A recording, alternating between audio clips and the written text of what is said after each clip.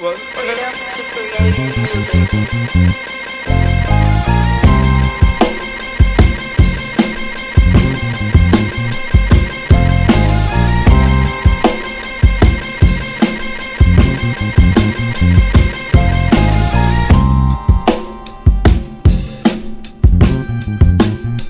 The Soul Logistic Radio Show is sponsored in part by True Love and Life Ethiopian Coffee, made with the original Ethiopian coffee bean. For more information, go to roundtable.health. Yeah, we back. Soul Logistic Radio Show with Noah O, MC, entrepreneur, doing big things in hip hop. thank you. Noah O, just tell me this off the top, man. How long you been doing music, bro? Man, my whole life since I've been a kid. But I was never like a kid rapper.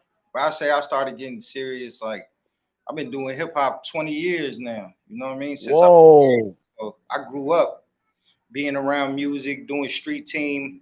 I did street team work. That's how I first started. You know what I mean? I did street team work in the Bay. Nah. Here, I moved to Virginia middle school. So when I was about in 10th grade, I started doing street team work with street rap promotions with Say. Okay. Saying them. Okay. Okay. Shout out to saying them. Hey, so what was that first artist that inspired you to say, you know what? Man, I think I could do that. Man, like who inspired me, I think initially was like rappers like Tupac and Nas. Okay. But when I seen Big Pun, that's when I felt like it could be a way that people would take to me as an artist. You know what I mean? Okay. Well, let me just say this. This young man, I visited his store. He has I'm gonna call it a hip hop boutique. Is it still on Broad Street? Yeah. Give us the address. Charged Up Store, 106 West Broad Street in Jackson Ward, or the RVA Arts District. This block over here, they call it the Arts District, but yeah, it's downtown Richmond, almost Jackson Ward.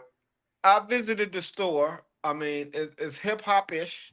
You know, you got the clothes, you got the music, and I listened. He kept me in there and played videos for me. You know, he was really about his business, and I'm proud of artists like him because they do it for the love. When you talk to somebody that's been doing it 20 years and they're not signed to a major, then you have to know that at some point he made a decision to be a lifer, and so he's in it for the love of hip hop. So that's why I really give him a shout out because of the love that he has for the culture and the art form.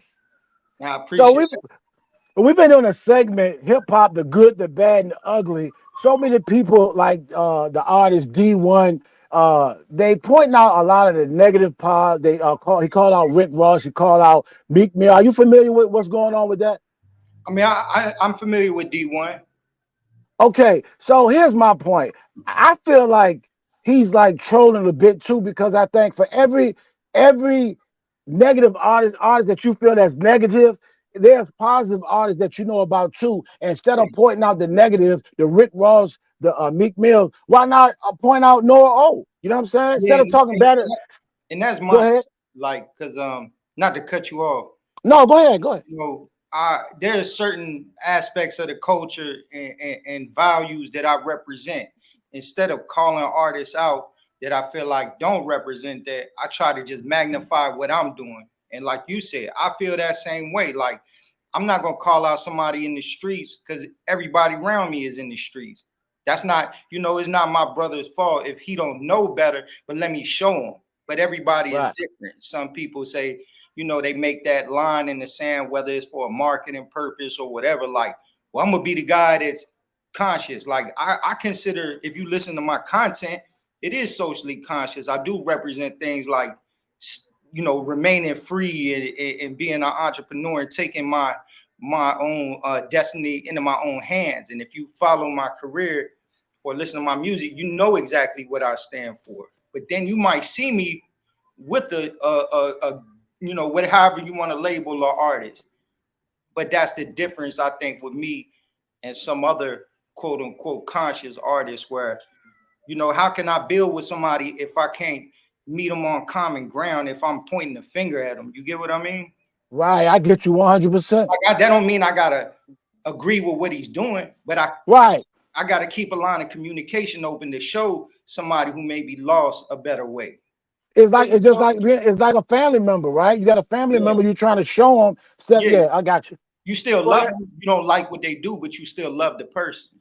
it has to be, I mean, not has to be, but it's much like, J. Cole and Gucci Mane did a record. Who would have assumed that J. Cole and Gucci would do a Exactly. record together? So it enlightened some people from Gucci's level, and perhaps take some conscious people to have a little more understanding about Gucci. It'll take some of Cole's fans to let them understand a Yeah. little more about Gucci, and to take some of Gucci's fans that Cole could maybe raise their level of consciousness. So Like I thought that was a good collab.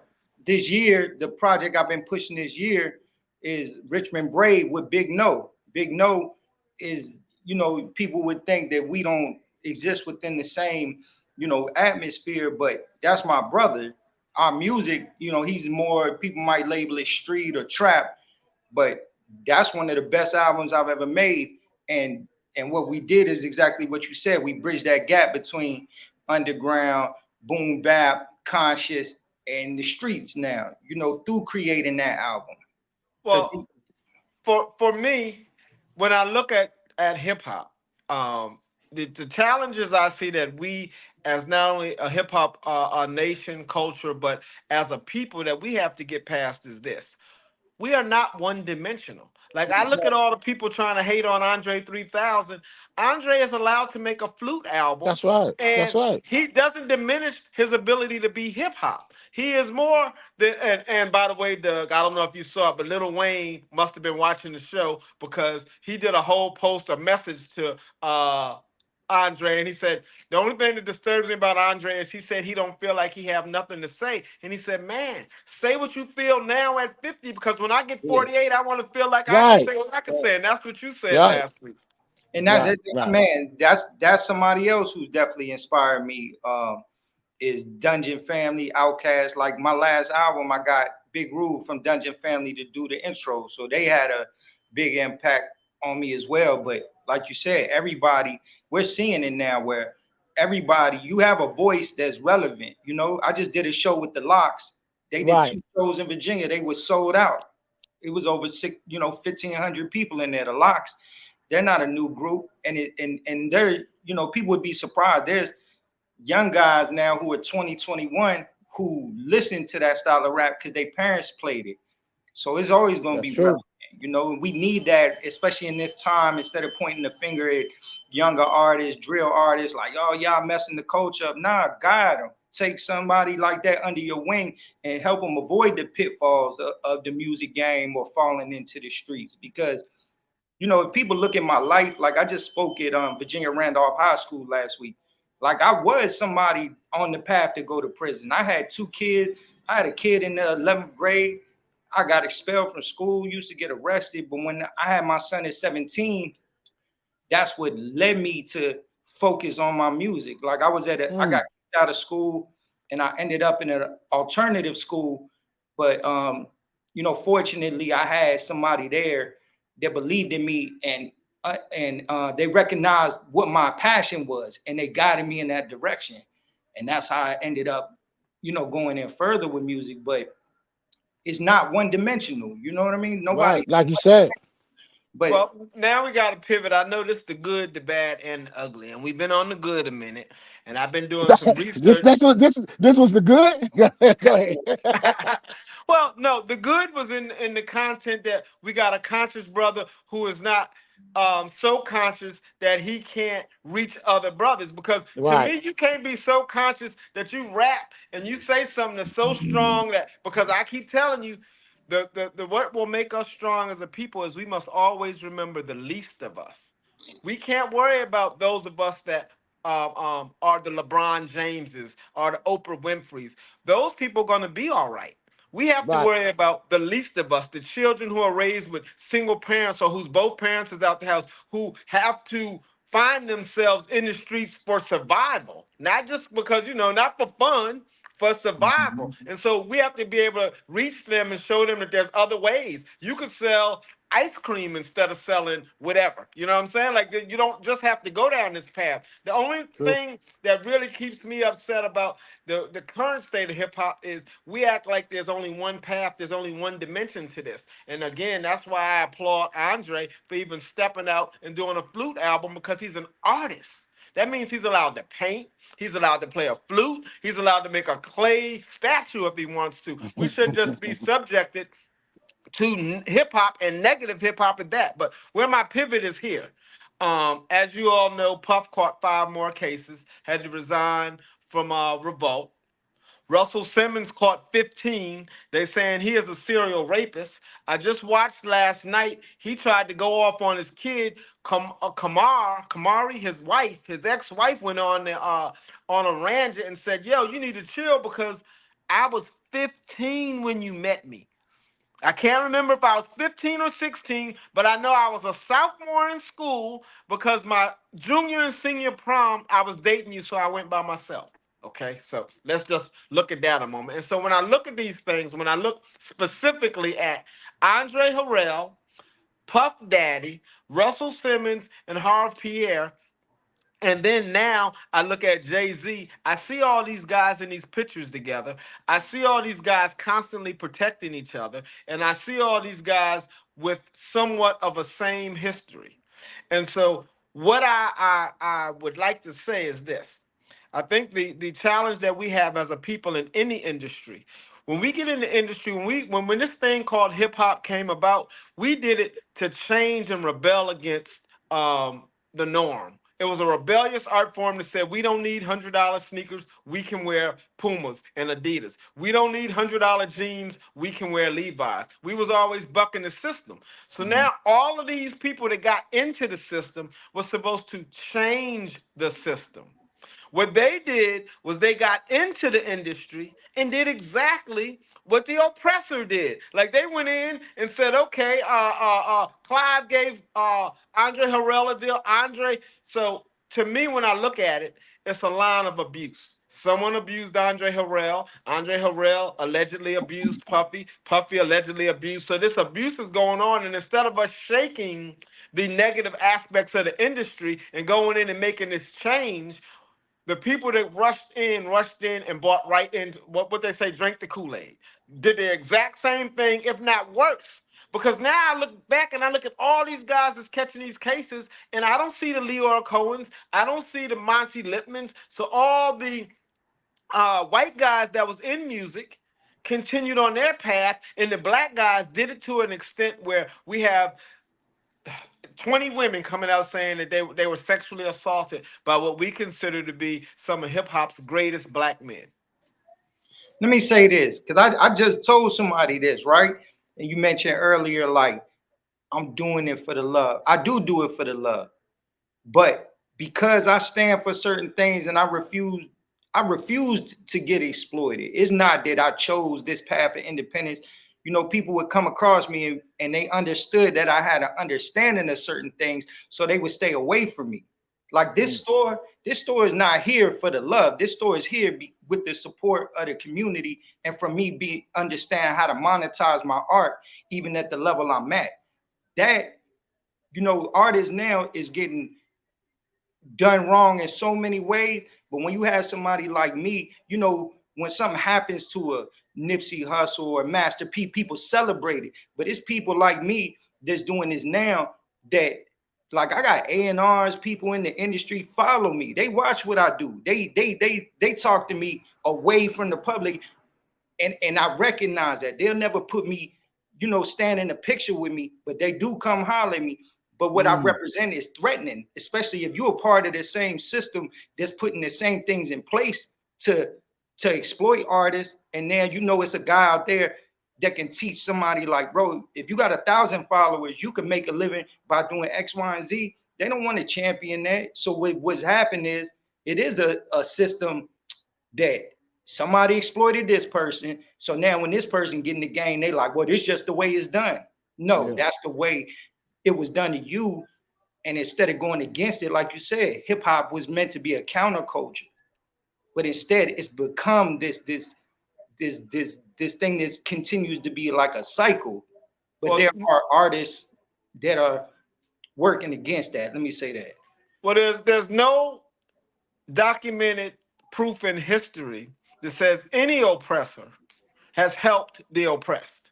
There's no Mm, one who is the oppressor that's going to mm, come and change. So when they indoctrinate, for example, a Puffy into the system and let him make so much money, then it would be hard for him. You have to be a certain type of person. You have to be built a certain type of way to then say, I'm going to change everything. And those dudes aren't built that way because initially, I think they get leverage on them. So they have them do something that they're not comfortable with doing. That's what I call selling your soul. Selling your soul doesn't mean that a dude with a red suit show up and he say, "Ooh, I'll give you everything in heaven if you sign here," and then you sign all, "Ooh, I'm rich." No. Selling your soul means compromising yourself and going against something that you believe in to the extent that that person can use it as leverage over you. So let's say I'm a vegan and I don't eat cookies.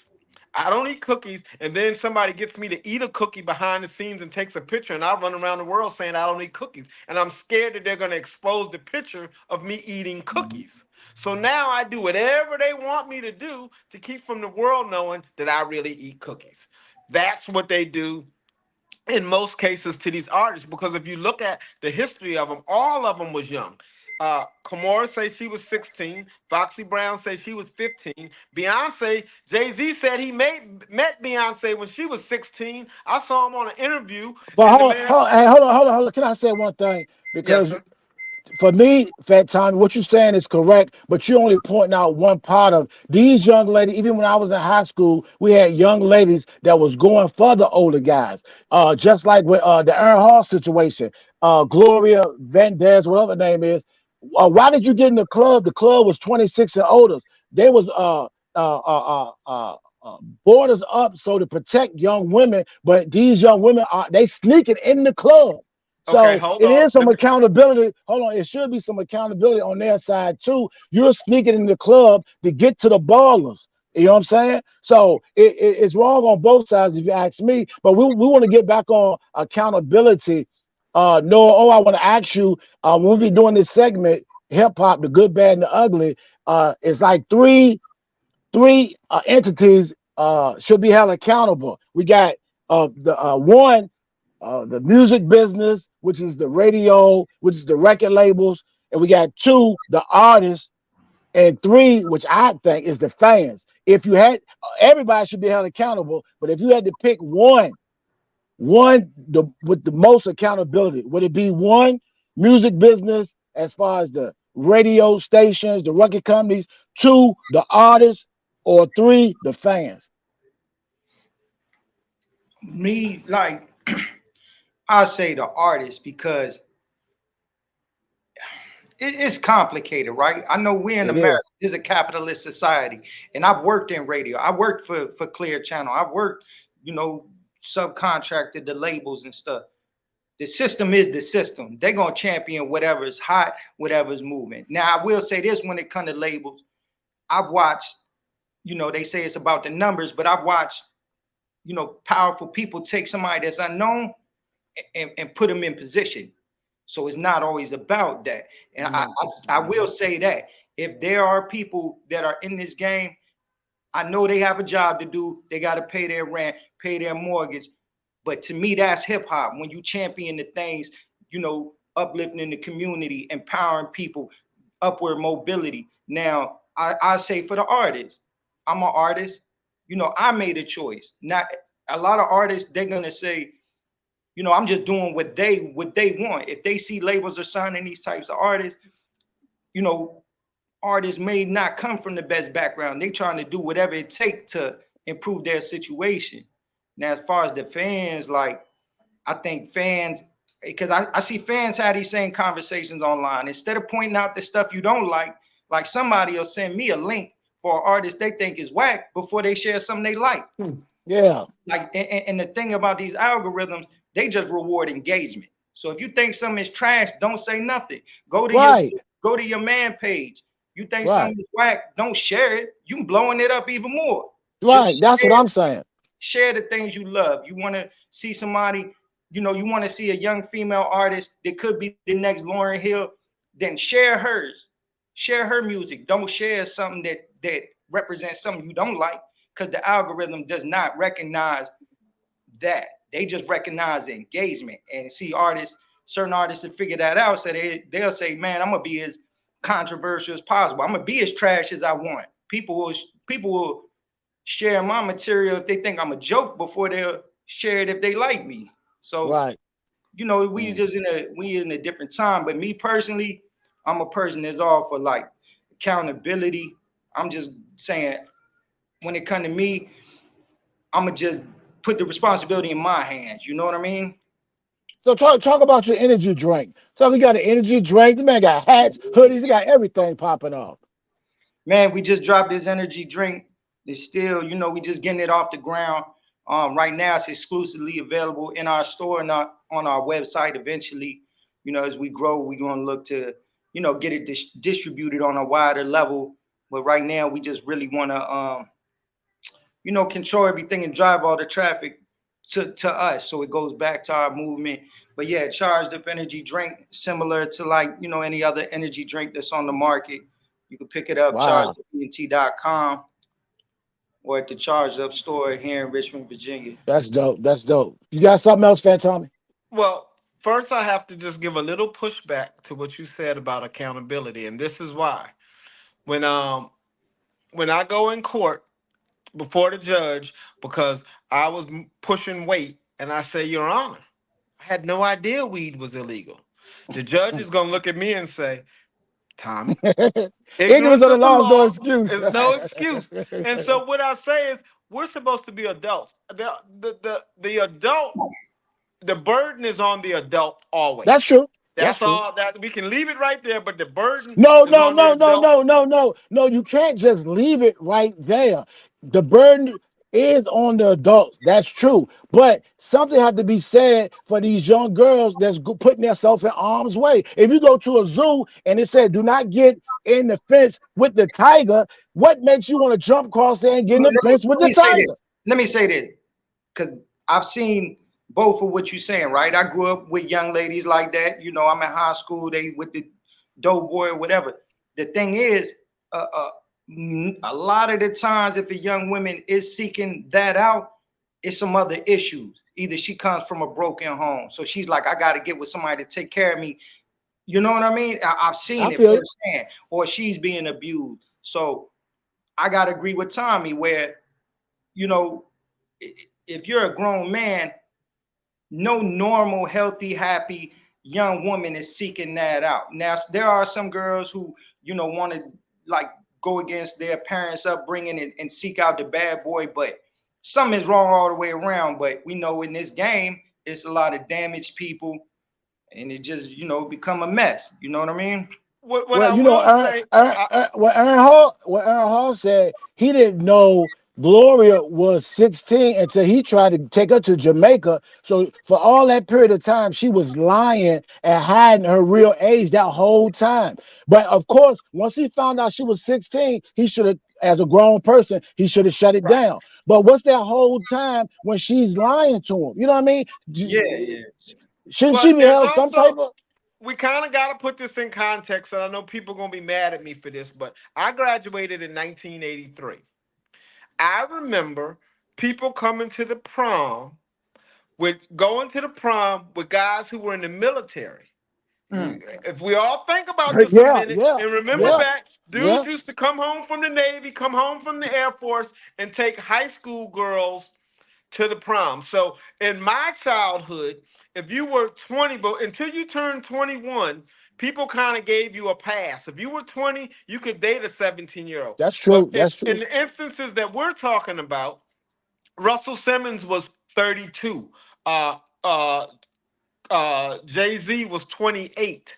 And if you didn't know that a young lady was 16, because I'm 58, and maybe you can call me a genius, exceptionally bright, I don't know, but I've never found myself in a position where I didn't recognize a 16-year-old when I saw one. So when people say this, what I do know is I remember the old guys that used to say, old enough to bleed, old enough to breathe. So when you start talking about that, these is dudes who have serious problems. So True. those guys are different from somebody who made an honest mistake. I'm not talking about somebody who was like, oh my God, she had no business in here. Now I got to sue the club because you let her in here. I took her home. I'm caught up. That's different. I'm talking about dudes that have now one, two, and three times where they've been associated with youngsters. I'm not talking about once. I I'm got you. talking about history. That's all. That's what I wanted to clarify. But then I'm not even talking about that as much as I'm talking about the culture of entertainment. The culture of entertainment, it seems like in hip hop, especially right now, it's made a turn where the culture or what they're propagating as the culture and what they're putting to the forefront of the culture is negative. And Right, but I hold on. Let me still ask go you. to Hold on. the industry. I'm holding Well, on to the well, presidents. let me ask you a question. Is it hip hop culture or is it street culture? Because to me, it's a difference. Because when you look online, you see they fighting at Popeyes, they fighting at McDonald's, stuff that we never seen before. Is that That's not hip hop, right? street? Right, Yeah, that that's ain't not got nothing hip to do with hop. hip hop, right? When you go to Tubi TV and see 100 street films, that is that hip hop or is that street culture? You know what I'm saying? Is I there a believe, difference? I Let me believe, like know. you I mean, I said, don't know. it's street. It's street. You know what I mean? It's the streets. You know what I mean? It's the streets using rap music, hip hop culture as a vehicle to promote street activity. Right. I'll That's go what I you meant. one better. I think that somehow they've intertwined black culture with hip hop culture. They're not the same. Hip hop is a All part three of them. of black culture. Hip hop does not Right. define black Right. culture. That's What true. they've done is they've tried to define us, the black man, by directly pointing to what goes on in hip hop. Whatever a hip hopper does or a rapper, they say that's what black men do. That's not the case. So Right. we're talking more when I'm discussing hip hop. I'm not even talking about the culture anymore because the culture isn't what it used to be. It's now a genre. Once it became mainstream music, we have to throw the culture out the window. Those of us who understand and are woke, because the corporations do not care about the culture. Corporations do not care nothing about That's nobody's right. culture. Only thing they care about is the bottom line. So now we're talking about a genre of music. Hip hop as a genre, I'm holding the presidents and the record companies accountable because I saw Leor Cohen on an interview when That's they what I was asked him about to about say. drill music, and he said, I gotta eat. My Yeah. family gotta eat. I So got you bills to telling pay. me that once you say that, once you make that statement, because as a black man, if I go on TV and I just sold opioids to white kids and I say my family got to eat, they'll give me 9 million years. Right. He came Shout out to on. Big Sty. Big Sty sent me that too. Yeah, He you right. came You on right. a platform. He came on a platform that one, if it's supposed to be a hip hop platform, I'm with True. Dame Dash. They should have pressed him. That little Yeah. answer he gave, they shouldn't have Yeah. let him walk away with that. They True. don't press. We press us. I watch Dame Dash in interviews, and they constantly, well, what about this and what about that? But when we have uh powerful people or white people on our platforms, we ask one question, they give us an answer, and we go, okay.